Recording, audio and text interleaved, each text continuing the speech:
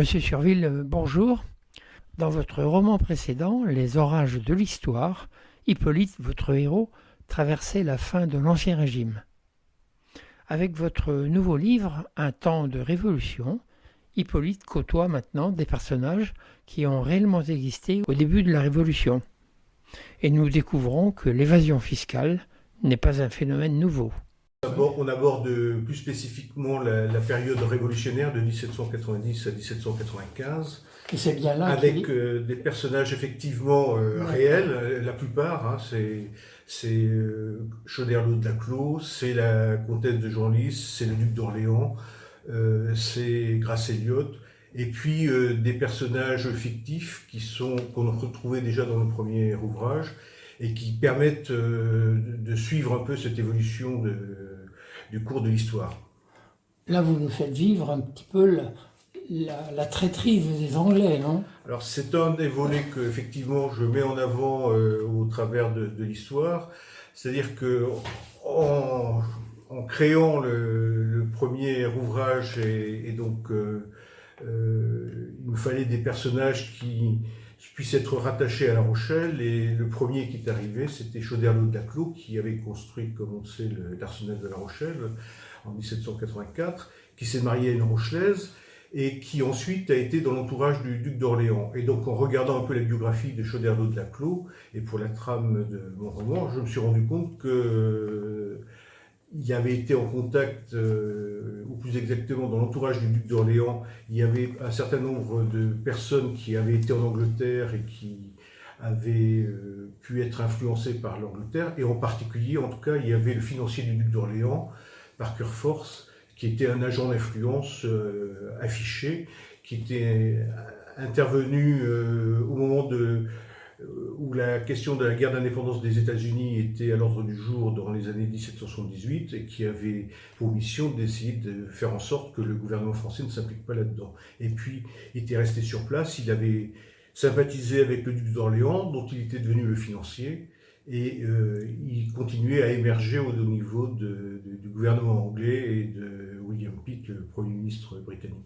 Et là, il a organisé en fait l'évasion des capitaux vers l'Angleterre, non? Alors, au niveau du duc d'Orléans, je veux dire que c'est pas... Mais le duc d'Orléans était une des plus grosses fortunes de France, après évidemment le roi. Donc il avait créé le Palais Royal, il avait une collection de tableaux qui était la première de France après celle du roi. Il avait des terres de manière considérable. En plus, il avait épousé une princesse qui était également très fortunée. Et donc, ça lui permettait de financer un certain nombre de personnes aux idées avancées, et également de participer à fomenter certaines émeutes, en particulier les émeutes d'octobre 1789. Et donc derrière tout ça, l'Angleterre, enfin en tout cas un de ses représentants qui était Parker Force, il voyait son intérêt à la fois pour son pays et pour son intérêt propre, puisque il n'a eu de cesse d'organiser le transfert d'une partie de la fortune d'Orléans vers l'Angleterre. Et après, quand les choses ont mal tourné, une partie de cet argent s'est volatilisée, enfin pas pour tout le monde. Donc c'est les tout débuts de la Révolution. Alors là, encore une fois, cette partie-là, c'est la Révolution proprement dite. On est en 1790, 1795, donc on voit, ça commence, c'est l'époque où le duc d'Orléans a été, entre guillemets, exilé à Londres suite aux événements du 6 octobre, des journées, c'est la marche des femmes sur Versailles. Et donc on l'a soupçonné d'être un petit peu à l'origine de ça. Et le roi l'avait envoyé en mission officiellement en Angleterre, mais en fait c'était une forme de bannissement. Et puis il revient après, en France, après la fête de la Fédération. Et donc il va... Alors, en plus, dans son entourage, on a un certain nombre de révolutionnaires qui sont assez actifs et qui vont profiter des moyens qui leur sont attribués pour faire avancer leurs idées. Les idées et pas les capitaux là, pour les révolutionnaires, j'espère quand même, non? Alors pour les révolutionnaires, Non, pas forcément, ils finissent mal, hein. Ils sont la plupart guillotinés, ils ont leur heure de gloire et puis à un moment donné ça finit mal. Non, celui pour qui ça finit le mieux, c'est Parker Force, qui en 1792, quand ça commence à chauffer, repart en Angleterre. Et puis donc il a transféré une partie du patrimoine du duc d'Orléans en action chez les Britanniques, avec le fameux prêt au prince. Donc il a prêté de l'argent au prince de Galles, et puis cet argent, finalement, on ne le reverra jamais, quoi. Ah oui, il ne reviendra jamais en France. Et puis de la même façon, je vous le disais, le duc d'Orléans était propriétaire d'une importante galerie de tableaux qui était exposée dans une galerie au Palais Royal. Et il va la vendre et elle va partir en Angleterre, elle sera vendue par Christie. Ça sera une des premières manifestations, opérations de cette société de courtage. Et donc, pareil, toute cette collection de tableaux remarquables de Le Nain, Poussin, Le Titien et autres, phare en Angleterre, il va être dilapidé. Et puis de l'autre côté aussi, Parker Force, ça sera plus à titre personnel, mais enfin, on va le retrouver impliqué dans l'histoire du vol des bijoux de la comtesse du Barry. Ah, bien sûr.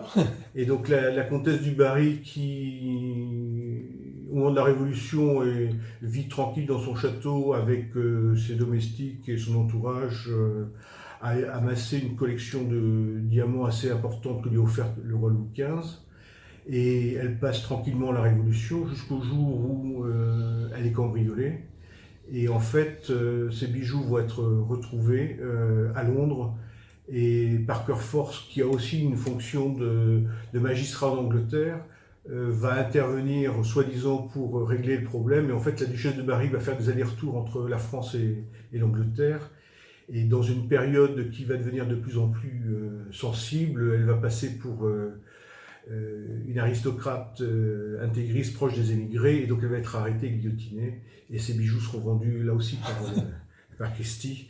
Et l'argent, quand les héritiers demanderont l'argent, Parker Force dira qu'il fallait se dédommager des frais engagés, et donc on ne verra rien. Ah, votre livre, c'est Un temps de révolution, c'est un roman historique, parce que c'est l'histoire, la vraie histoire. Tout à fait. C'est un peu romancé? Quelques faits romancés? En fait, mes personnages permettent de suivre le cours de l'histoire, et donc ils sont témoins ou directs ou indirects d'un certain nombre d'événements, mais ils ne participent pas directement, et donc ça permet également de comprendre la chronologie de cette période qui est quand même assez complexe, et de voir, parce que on a l'impression que du jour au lendemain, avec la prise de la Bastille, le roi est mis sur la touche et tout. C'est plus compliqué que ça. En fait, il va y avoir différentes étapes où le roi est respecté, et ça reste une autorité reconnue par tous.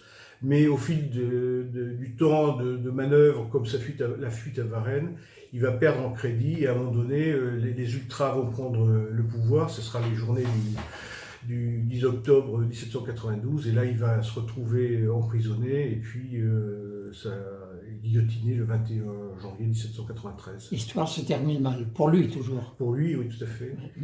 Et notre Rochelet, alors? Alors notre Rochelet, en fait, c'est un carteron, c'est le fils du domestique de Lambertz. Lambertz, c'est un négociant en eau de vie de la maison Martel. Ça, c'est votre chouchou, Lambertz. Voilà, oui, puisque j'ai pris sa maison, et donc j'ai travaillé sur son journal météorologique. Et donc ce personnage fictif, j'en fais le fils de la domestique de Lambertz, qui est orphelin, et que Lambertz va éduquer un peu comme son fils, qui va former à la fois à la météorologie et au négoce du cognac. Alors, le négoce du cognac, ça va l'amener à se déplacer, notamment en Angleterre, et donc être au contact d'un certain nombre de révolutionnaires ou futurs révolutionnaires. Ça, c'est le premier volet. Et puis le deuxième volet, au service de la météorologie, donc il va revenir à Paris au titre de la Société royale de médecine, qui répertorie les relevés météo qui sont faits à l'époque par la Société royale de médecine et les médecins qui y sont rattachés. Et donc ces déplacements sont à la fois liés au négoce de cognac que lui confie Lambertz, et à la météorologie. Alors moi, je qualifiais ça de roman historique, mais ce n'est pas un roman. Si, c'est l'histoire. C'est de l'histoire, mais avec un roman. Je veux dire que les éléments que je raconte sont des faits historiques. C'est un roman dans la mesure où le héros principal est un personnage fictif. Par contre, il évolue au sein de personnages, alors qui ne sont pas de premier plan dans la Révolution, c'est plutôt en deuxième rideau, mais qui sont suffisamment proches des événements ou de l'organisation des événements pour qu'on comprenne ce qui s'est un petit peu passé pendant toute cette période troublée. Alors, Un temps de révolution, votre livre, donc c'est sorti quand? Il vient de sortir au mois de mars, là, mois de mars 2022. C'est aux éditions des Trois Colonnes, donc c'est un éditeur parisien qui est distribué par Hachette. Voilà. Donc il a un avenir national, votre livre. On verra, je veux dire que les gens qui s'intéressent à cette période ont sur un petit, enfin, c'est pas trop conséquent en termes de pages, hein, je veux dire que ça fait 250 pages, 300 pages. Donc ils peuvent se faire une idée à peu près précise de la chronologie du pourquoi des événements. C'est ça qui m'a paru intéressant. Et surtout, c'est les manipulations qu'il y a pu y avoir dans certains événements qu'on nous raconte comme spontanés ne sont pas tant que ça, et il y a des influences souterraines, dont britanniques, voilà. Les intrigues. Des intrigues, ou des manigances. Manigances. Merci beaucoup, M. Serville. Merci. Et puis donc, c'est Un temps de révolution. On va le montrer un petit peu mieux. Voilà ce livre. Un temps de révolution. Merci beaucoup. Je vous en prie.